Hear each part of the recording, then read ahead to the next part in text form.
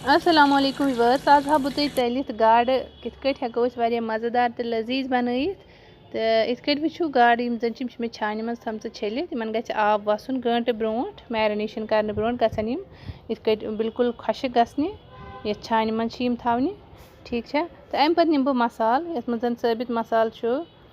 दान वल यम मरचांगन साबित बे अजवन ज चमचे तकरीबन लकट चमचे सत जूर चमचे। तो यम क्या रोस्ट कर यह तवन इत कन यह वो तो यम सजन यह त्रश तो अम पत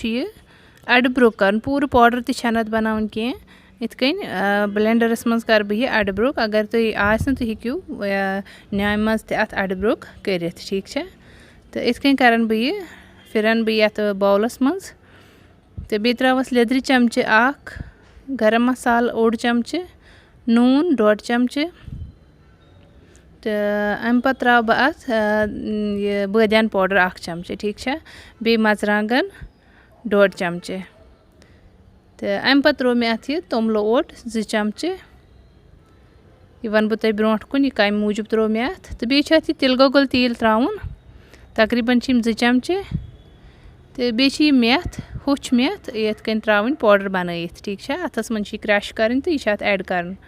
तो बे त्राउन सिरक 2 चमचे या लेम्बुक रस 2 चमचे त्रावन तो इत कट यह पत मिक्स कर असल पे मिक्सचर बनइथ कर जन गाड़ छान मज थम फिर ये बानस मज तो अम पत त्रा बह रुहन तो अदरक पेस्ट 2 चमचे यह हेको गोडनथ ऐड कर ठीक है। तो इत कन मिक्स कर असल पे मथो यह गाड़न सारवी साइडो यह वो तुम अंदर तत लगान तो नेबर कन तत असल पे पेस्ट अमुक लगान ताकि यह गि मैरिनेट। तो इत कन वो तुम दोयो अथो 2 अथन मज रटित असल पे अमुक यह कर लेप लगान ठीक है। तो अम पत थो फ्रिजस मज 5-6 घंटे ब्रोट या अगर तुम काल यह करो तो सुबह बनइो तिथ कट बेहतर गसान मगर ठंड दिथ थो फ्रिजस मज। तो इत कन वो तुम मे यह रातस थोमुत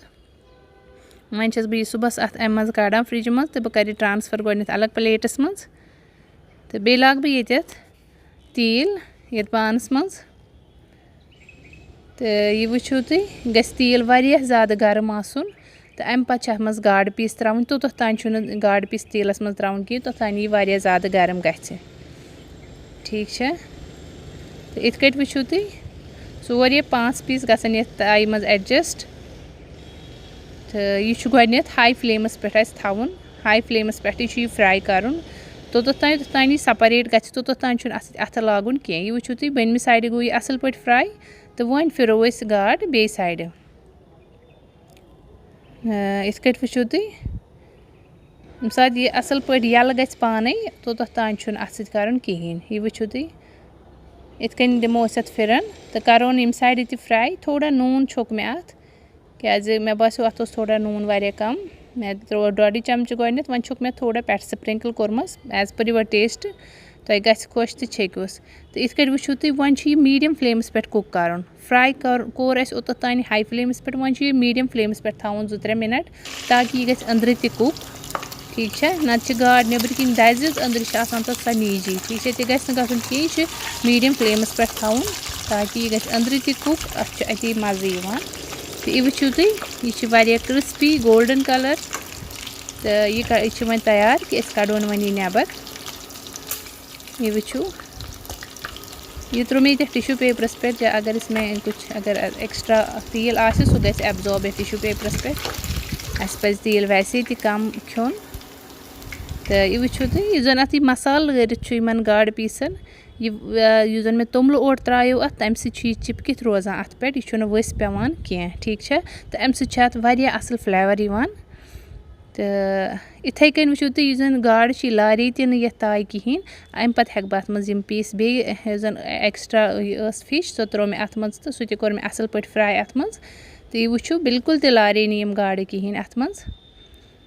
तो अल्हम्दुलिल्लाह वारिया ज़्यादा मज़ेदार यम गाड़ गई रेडी। तो यह बह तुम अंदर